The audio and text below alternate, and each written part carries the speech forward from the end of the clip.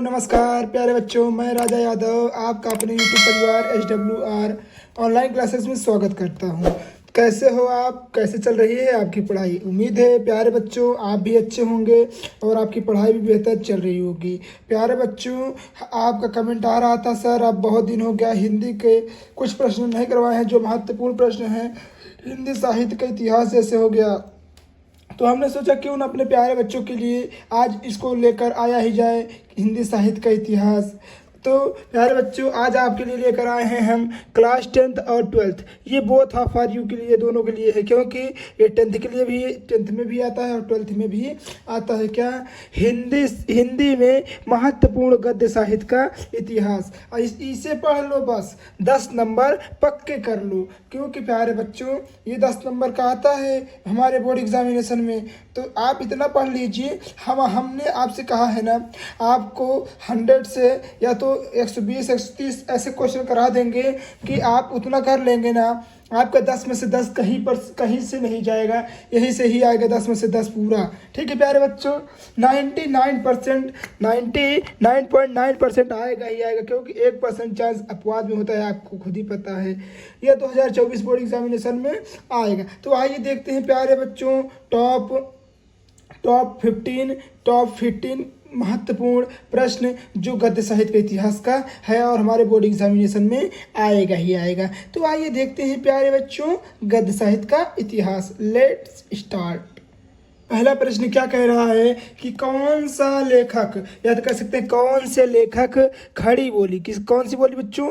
तो खड़ी बोली खड़ी बोली गद्य को प्रारंभिक लेखक हैं। मतलब कह सकते हैं ऐसा कौन से लेखक हैं जो खड़ी बोली गद्य के मतलब शुरुआती लेखक या प्रारंभिक लेखक हैं। तो जैसे कि आपको पता है ऑप्शन, जैसे कि आपको पता है सदल मिश्र जी जैसे ऐसे कवि थे या कह सकते हैं ऐसे लेखक थे जो खड़ी बोली के प्रारंभिक लेखकों में से एक थे। दूसरा क्या कह रहा है, खड़ी बोली गद्य के विकास का प्रारंभिक युग कौन सा है? आपको हमने बताया था, युग पढ़ लीजिएगा। और जैसे महत्वपूर्ण जैसे प्रश्न हो गए, डेट वाले प्रश्न हो गए, इसको पढ़ लीजिएगा, ये बहुत बार पूछा गया है। तो खड़ी बोली युग गद्य के विकास का प्रारंभिक युग कौन सा है? तो प्रारंभिक युग जैसे कि आपको पता है भारतेंदु युग ही खड़ी बोली के विकास का प्रारंभिक युग माना जाता है। आइए देखते हैं तीसरा प्रश्न बच्चों, क्या खड़ी बोली के लेखक खड़ी बोली के लेखक चतुष्टयी उन नायकों में नहीं है? कौन? तो राजा शिव प्रसाद सितारे हिंद जी खड़ी बोली चतुष्टयी के, या कह सकते हैं खड़ी बोली चतुष्टयी के नायक, या कह सकते हैं उन नायकों में से नहीं थे। ठीक है, तो चौथा क्वेश्चन आइए देखते हैं। चौथा क्वेश्चन, तो खड़ी बोली गद्य के विकास का प्रारंभिक युग कौन सा है? कह सकते हैं खड़ी बोली जो थी उसके विकास का प्रारंभिक युग क्या माना जाता है, या कह सकते हैं कौन सा माना जाता है? तो आइए देखते हैं प्यारे बच्चों इसको आइए देखते हैं इसका आंसर क्या होगा। तो जैसे कि आपको पता है ये क्वेश्चन नंबर 4 है। ठीक है, तो खड़ी बोली के विकास का प्रारंभिक युग भारतेंदु युग माना जाता है। यही होता है खड़ी बोली युग का प्रारंभिक युग। आप इस पे मत जाइएगा, क्योंकि इसको हमने आपको एक बार और बता दिए हैं कि इसको हमने ऐसे ही लिखा था, लगभग इसी तरह 100 क्वेश्चन लिखे हैं, उसमें नंबर डाल दिए थे गलती से, बस यही गलती के कारण 36-37 पड़ जा रहा है। ठीक है, तो आइए क्वेश्चन देखते हैं 5 नंबर। ठीक है, क्या कह रहा है, हिंदी में खड़ी बोली का जन्मदाता कौन है? हिंदी में खड़ी बोली के जन्मदाता कौन है? तो बच्चों भारतेंदु हरिश्चंद्र जी ही हिंदी खड़ी बोली के जन्मदाता कह सकते हैं कि कौन? फादर ऑफ हिंदी के जन्मदाता भारतेंदु हरिश्चंद्र जी को माना जाता है। सात छठवां प्रश्न है, क्या असत्य कथन है? कौन सा असत्य कथन है? तो गद्य में लय यदि एवं, देखिए लय गति इसको बोलते हैं, गति लय यदि एवं गति का महत्व होता है। लय और गति जो होती है इसको ही क्या माना गया है? इसे ही असत्य कथन माना गया है। ठीक है प्यारे बच्चों, आइए और प्रश्न देखते हैं। प्रश्न नंबर 7, कौन सी रचना जटमल कवि की है? ये जटमल है पर कौन सी कथा जटमल कवि की है? तो जैसे कि आपको पता है गोरा बादल हो गया, गोरा बादल ये किसकी रचना है? तो गोरा बादल जटमल जी की ही रचना मानी गई है। भारतेंदु युग की पत्रिका का नाम बताइए? तो कवि वचन सुधा, कवि वचन सुधा भारतेंदु युग की कविता माना जाता है। उम्मीद है प्यारे बच्चों आपको क्वेश्चन अच्छा लग रहा होगा। यदि वीडियो अच्छी लग रही है तो प्लीज़ वीडियो को लाइक कर दीजिएगा और चैनल सब्सक्राइब करना नहीं भूलिएगा। आइए देखते हैं नेक्स्ट क्वेश्चन, क्वेश्चन नंबर 8 कह रहा है। क्वेश्चन नंबर 8 में क्या कह रहा है? यहाँ पर देखिए ये 8 नंबर है। खड़ी बोली गद्य का प्रारंभ किस कवि के किस कृति से माना गया है? जो खड़ी बोली का प्रारंभ है, खड़ी बोली का प्रारंभ किस कृति से माना गया है? तो जैसे कि आपको पता है चंद छंद बर्मन की महिमा, चंद छंद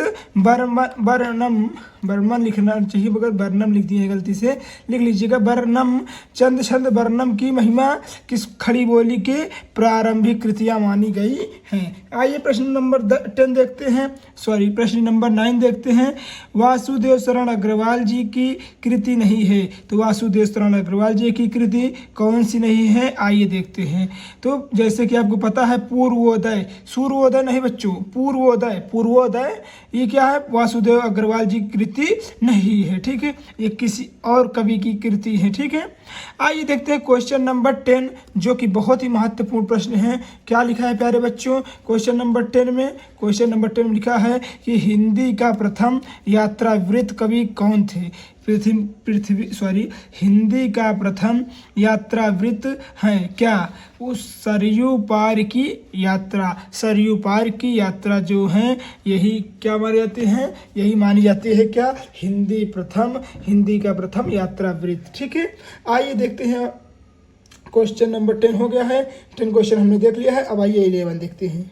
आइए 11 नंबर क्वेश्चन देखते हैं। क्या कह रहा है कि कन्हैया लाल मिश्र प्रभाकर की रचना का नाम बताइए। तो कन्हैया लाल मिश्र प्रभाकर जी के कोई एक रचना का नाम बताइए। तो उनके रचना का नाम है मुक्तिबोध ही कन्हैया लाल मिश्र प्रभाकर जी की रचना मानी गई है। आइए देखते हैं क्वेश्चन नंबर 12। क्वेश्चन नंबर 12 में क्या कह रहा है? सरयू पार की यात्रा की विधि है, सरयू पार की यात्रा की विधा है, यानी सरयू पार की यात्रा कौन सी विधा क्या है? तो सरयू पार की जो यात्रा है अभी हमने देखा था, क्या यहाँ देखिए, अभी हमने इसके पहले देखा था, यहाँ देखिए सरयू पार की यात्रा थी किसकी? तो यात्रावृत्त की थी ना। तो यहाँ भी देखिए जो सरयू पार की यात्रा थी वो यात्रावृत्त की विधा मानी गई है। बच्चों आपसे कोई भी प्रश्न पूछ सकता है, किसी भी प्रकार से तोड़ मरोड़ के पूछ सकता है, बस आप तैयार रहिए। बस आप तैयार रहेंगे ना तो आपको कैसा भी क्वेश्चन आए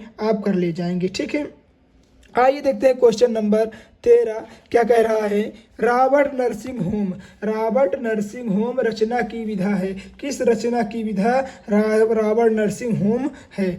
तो रिपोर्टार्ज की विधा की रचना रॉबर्ट नरसिंह होम मानी जाती है। उम्मीद है प्यारे बच्चों आपको 13 क्वेश्चन समझ में आया होगा। आइए 14 क्वेश्चन नंबर और 15 नंबर क्वेश्चन देखते हैं। तो आइए प्यारे बच्चों 14 नंबर प्रश्न देखते हैं। आवारा मसीहा के लेखक या कह सकते हैं आवारा मसीहा के रचनाकार कौन थे? तो जैसे कि आपको पता है वन एंड ओनली महान पुरुष कौन? प्रभाकर कौन जी? विष्णु प्रभाकर जी ऐसे लिख लीजिएगा, वहाँ पर थोड़ा जल्दी के कारण हो चुका है गलती। विष्णु प्रभाकर जी क्या कौन थे? तो विष्णु प्रभाकर जी आवारा मसीहा के रचनाकार या लेखक माने जाते हैं। आइए लास्ट क्वेश्चन देखते हैं, क्वेश्चन नंबर 15। इसके बाद हमारा क्वेश्चन हो जाएगा सभी प्रश्नों का। आइए प्यारे बच्चों देखते हैं 15 नंबर क्वेश्चन जो कि लास्ट क्वेश्चन है प्यारे बच्चों। ये बहुत ही महत्वपूर्ण है। क्या कि कनई का सिपाही या कह सकते हैं हम इसको या कह सकते हैं ये गलती हो गई है, यहाँ पर थोड़ा सा जल्दी हो गया है, यहाँ लिख दीजिएगा कलम। कलम का नहीं कलम होगा, सॉरी। कलम का सिपाही गद्य विधा की रचना है। कलम जो कलम का सिपाही है वो कौन सी गद्य विधा की रचना है? क्या है? जीवनी है, या कह सकते हैं कि जीवनी है, नाटक है, या कुछ भी कह सकते हैं क्या है? तो जो कलम की सिपाही कलम का सिपाही है वो जीवनी विधा की रचना मानी गई है। उम्मीद है प्यारे बच्चों आपको वीडियो बहुत अच्छी लगी होगी। यदि आपको वीडियो अच्छी लगी है तो प्लीज़ वीडियो को लाइक कर दीजिएगा, प्लीज़ वीडियो को लाइक कर दीजिएगा। हम चैनल को न्यू है तो चैनल सब्सक्राइब कर दीजिएगा और अपने भाइयों और दोस्तों तक शेयर करना नहीं भूलिएगा। मिलते हैं किसी और मज़ेदार वीडियो में।